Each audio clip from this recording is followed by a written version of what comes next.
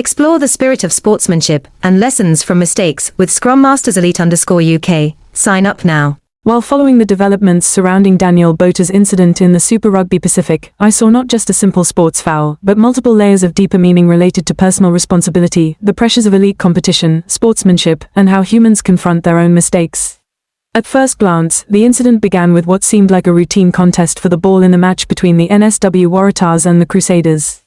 Collisions in rugby are hardly unusual, they are, in fact, a core part of what makes the sport exciting.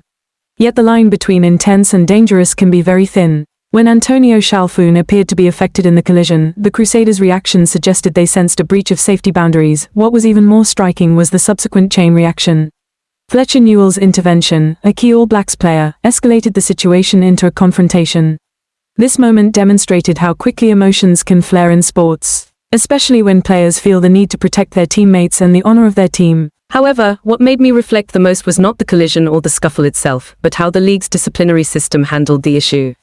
Daniel Botha was initially suspended for 4 matches under Law 9.20b, highlighting the seriousness of his actions.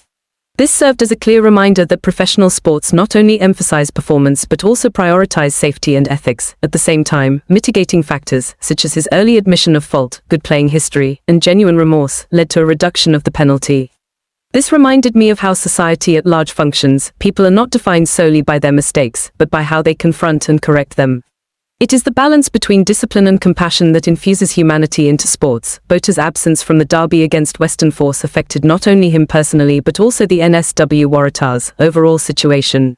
With the team struggling at a 4-5 record and sitting 8th, every match carried survival significance.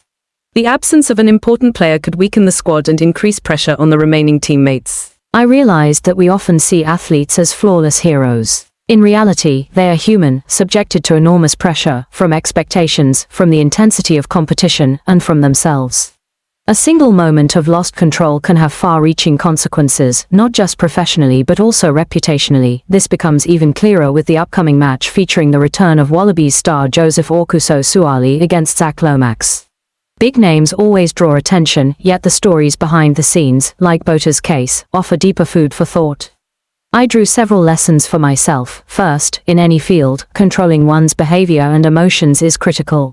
A rash action can undo years of accumulated effort. This is true not just in sports but also in work, relationships, and daily life. Second, personal responsibility comes hand in hand with freedom of action.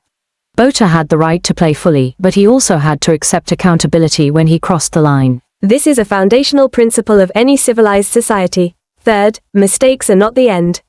How we confront them, acknowledging, correcting, and learning, determines the path forward.